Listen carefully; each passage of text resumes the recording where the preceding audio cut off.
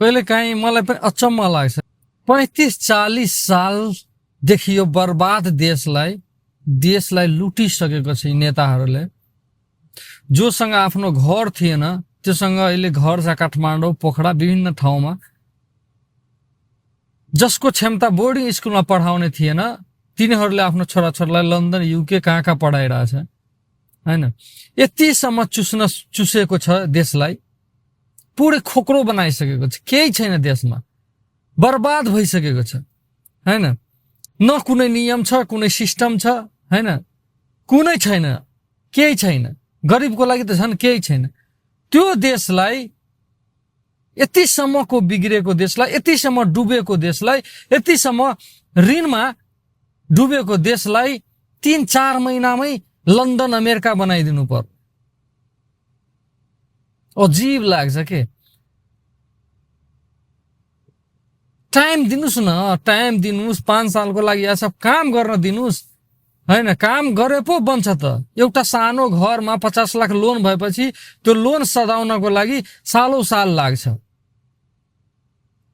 अनि बल्ल त्यो घर राम्रो हुन्छ। तर हामीलाई यहाँ चाहिँ हरेक चीज छिटो चाहियो। कहाँबाट हुन्छ? यति 35 सालसम्म जुन लुटेको छ हैन, लुट्नसम्म लुटिसकेको छ, न सिस्टम छ, केही छैन। त्यो सब बनाउनको लागि टाइम लाग्छ। हामी जनता नआतिनु। वास्तवमा जनता आतेको पनि छैन। जनता बालेनमाथि जनताको भरोसा छ।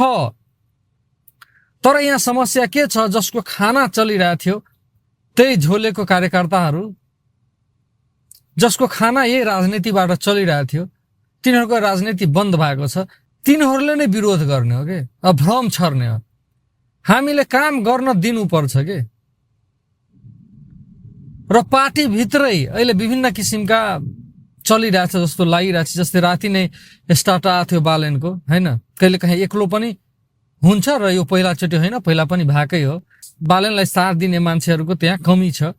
ल ठिक छ, बालेनसँग चित्त बुझेन, 3 महिनामै मान्छेलाई चित्त बुझेन, बालेनले राजीनामा देला, अनि को आउँछ?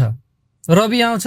रविले चाहिँ नेपाललाई लन्डन बनाइन्छ, सिङ्गापुर बनाइदिन्छ यो 3-4 महिनामा, 5 महिनामा।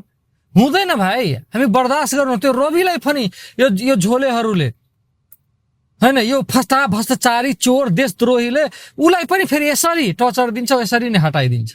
अनि को आउँछ? त्यही भएर वेट गरौ, हेरौ, अरू कुनै विकल्प छैन। नआत्यो। वास्तविक जनता आतेको पनि छैन। आतेको यो फटा चोरहरू